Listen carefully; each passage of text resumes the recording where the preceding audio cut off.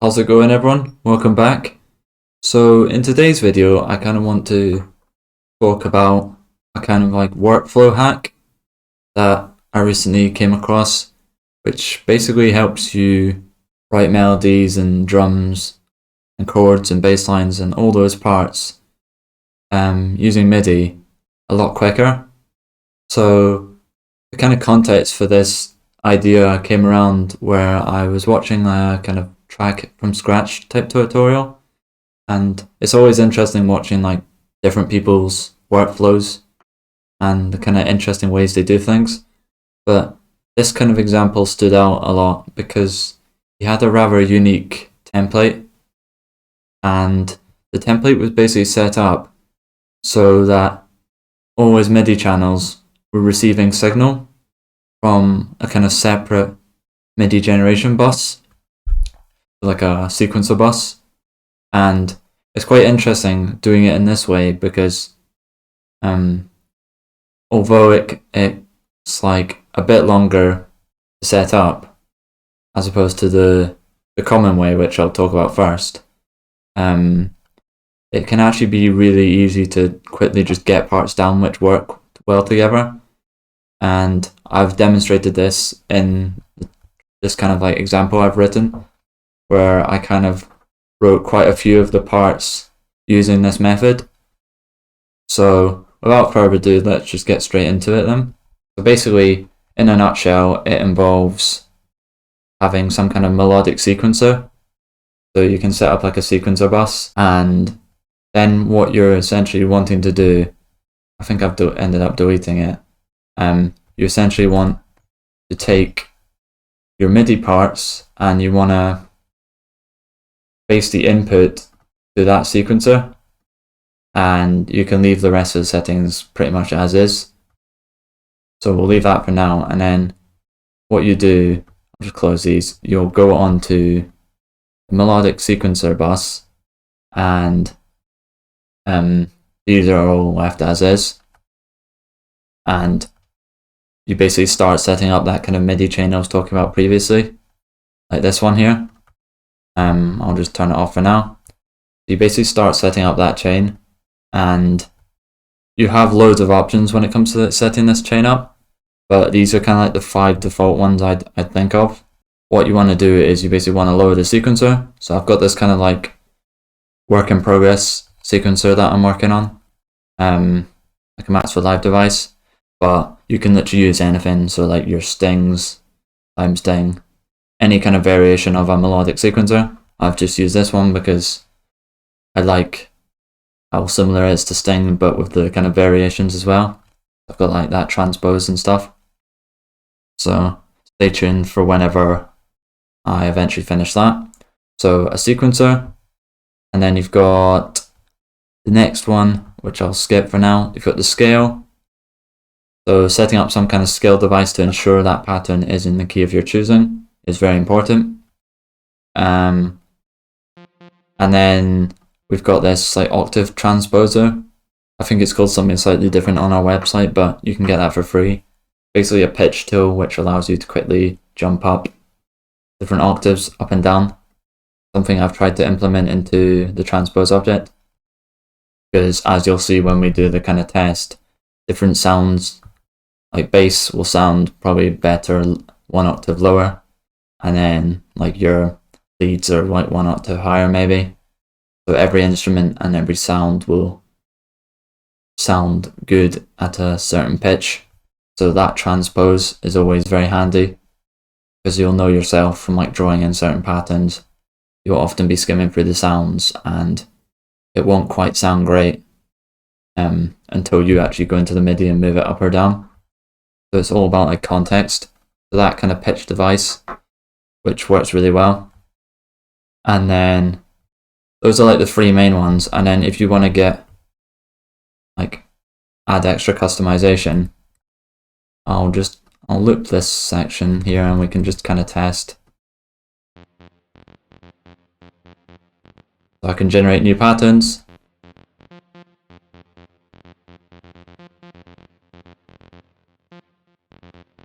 And in this new one, this is a feature I'm going for where I can select the kind of notes I want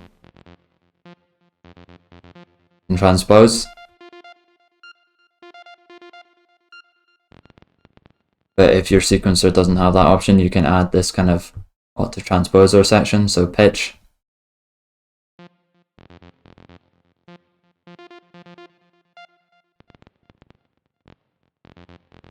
So you can quickly addition it at different octaves. And then the other ones I want to talk about are notes. So this can be quite a good one. They're all stuff you can find in the MIDI effects section. So this is note length, which is here, and you can basically alter the note length.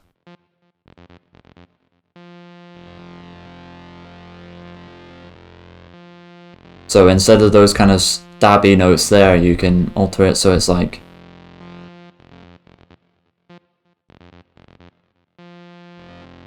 there's kind of like the delay and the sustain almost. Is that decay and the sustain? So you've got notes, and then you have like you can have like velocity.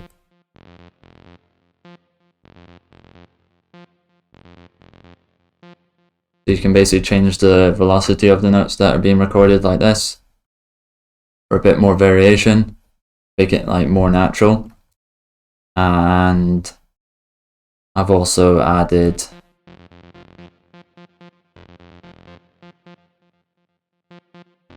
an LFO as well, just as an extra to map the velocity, and it wasn't the velocity actually, it was mapping the length.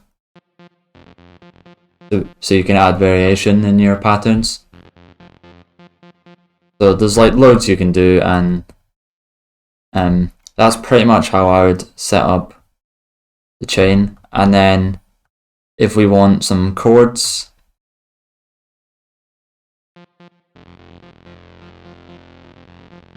we can set up some kind of chord rack using the chord device here to set up like a chord you want, so like a minor chord, a seventh, which means that all these single notes will play chords instead. And I'd have to simplify the pattern a bit.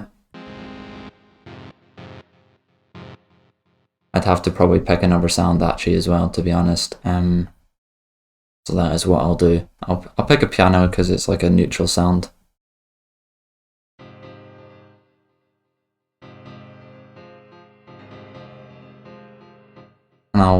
And you'll hear it doesn't sound great when it's played at that lower octave, so I'll put it up.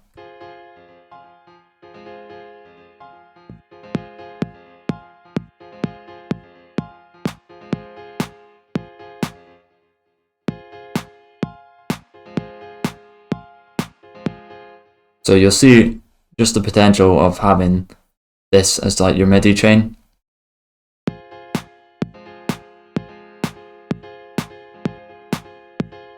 And I'll go into note length again.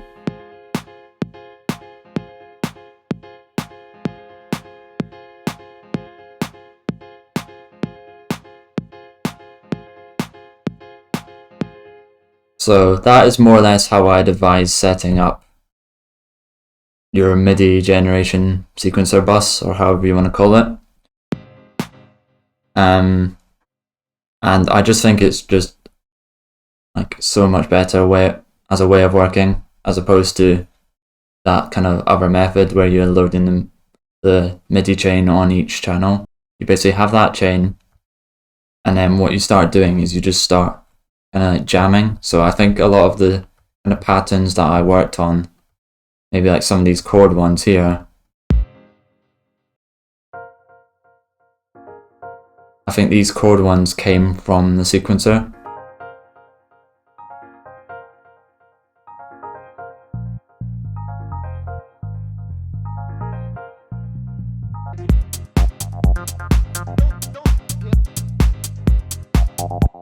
So I can basically start, I'm using this as like an example, but I can basically start jamming out patterns now. So once you've got like those kind of drums down, you can set up this kind of melodic sequencer channel, which is what I've done, and then I've got this piano, which is like an easy enough sound to integrate into my mix. And what I'll do is I'll essentially find like a stripped section, and I'll basically just start jamming parts. So that's that chord part, because the chord device is enabled.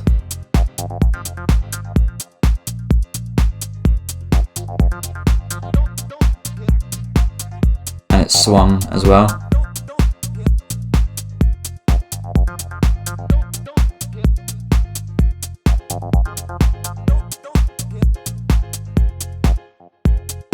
So what I'll do, the beauty of this technique is I'm gonna duplicate these just so I can do like different parts, and I'll just start recording.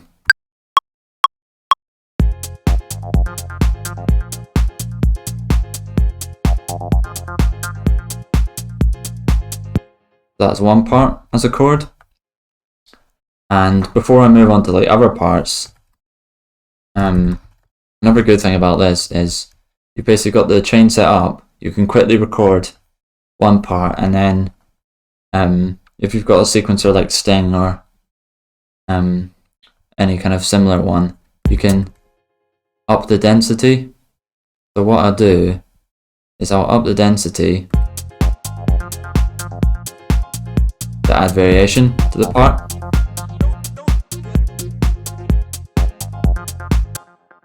And then I could have two separate parts, like a part A, part B.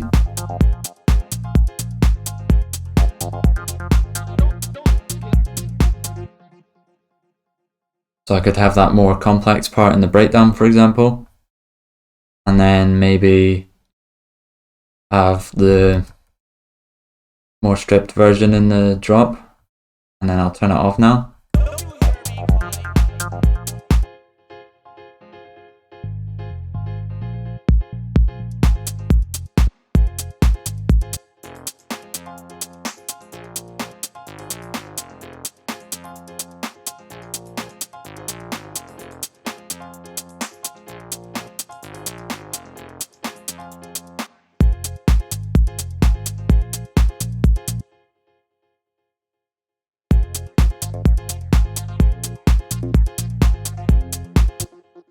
So you can kind of hear like it's starting to work, and I've done a bit more work with regards to getting ideas that sound a lot better, but there was a lot of these patterns, especially these ones down here, which I didn't end up using in the end, but they basically kick-started more ideas.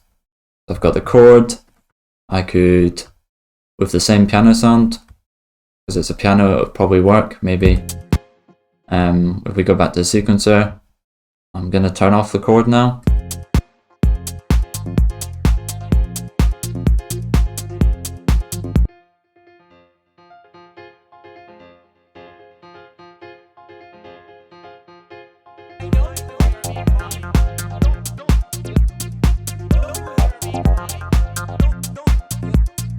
So that can be used as a lead. And then this part's turned off, so I can use that sound. Because the MIDI, you have to be careful when you're using the routing, because if you play it along with the MIDI, it will kind of merge the two. Sometimes it sounds nice, but let's see if this works. I have to set the in, because on this example you'll see it's not set up.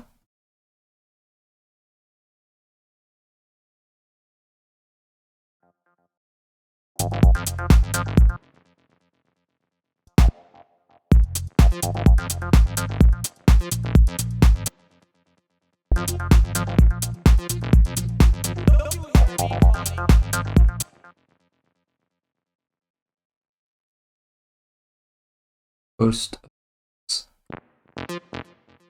So in this example, it's probably not the best sound to choose, but we can basically make a bass line.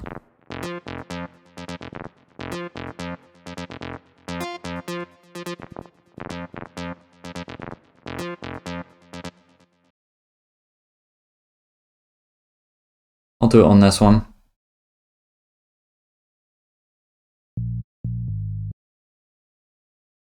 Go all ends, we'll go melodic sequencer, we'll go post effects.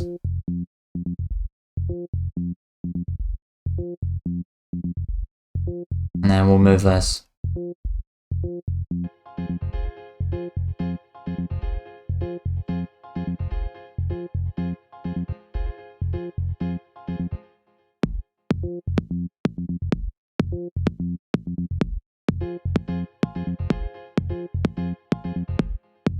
And then I can quickly record something if I like the sound of the bass line, so I don't mind it.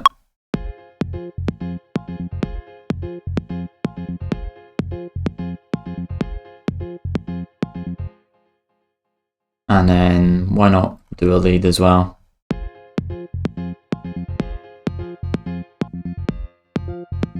And I'll put the octave up.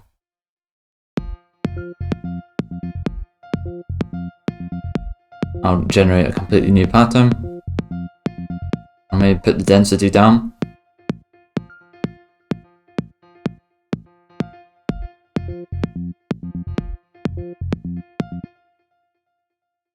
And we'll just record something quickly.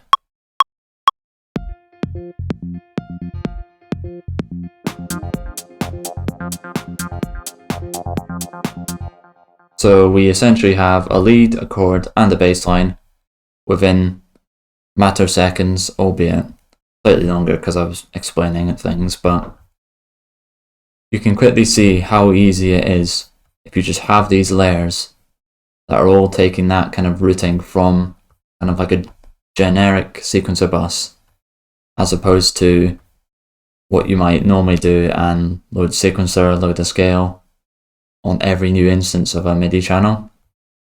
You can kind of see how much quicker it is to kind of get started and get those ideas down. So find something that works, record it quickly, move on to a new element, record it, and so on and so forth, and then pick from the best. So it's a completely different way of working, which I hadn't really seen utilized before, but I thought it was quite cool. As like a workflow technique to basically improve the time it takes you to write these things and get those ideas down. So yeah, that's pretty much going to conclude this one. I hope you learned something new about how you can maybe write melodies, chords, bass lines, drums a lot quicker. Because obviously there's that kind of conventional method of, if you want to program using like sequencers, basically loading onto each channel, or if you're doing drums, just programming those elements one by one. Both equally valid approaches, but I saw this technique and I kind of figured it would provide a nice alternative way of working. I don't think there's one that's better than the other, but certainly with regards to like melody writing, I do see the upsides with this technique over the former one, due to the fact you can literally have a kind of like general channel, set the key, and then route it to any single sound that you want, as opposed to having to go in, set the key in the key rack, generate a new pattern, record it out, and basically just save you a bit of time. So I hope it's kind of provided a useful insight. If you found it useful, be sure to like, subscribe for more, and comment if you're thinking of using this technique. And do be sure to like set up your own kind of templates if you want to give it a try. I'll maybe consider putting one in the description for this kind of thing. But otherwise, I'm going to leave that one there. So yeah, I'll see you in the next one.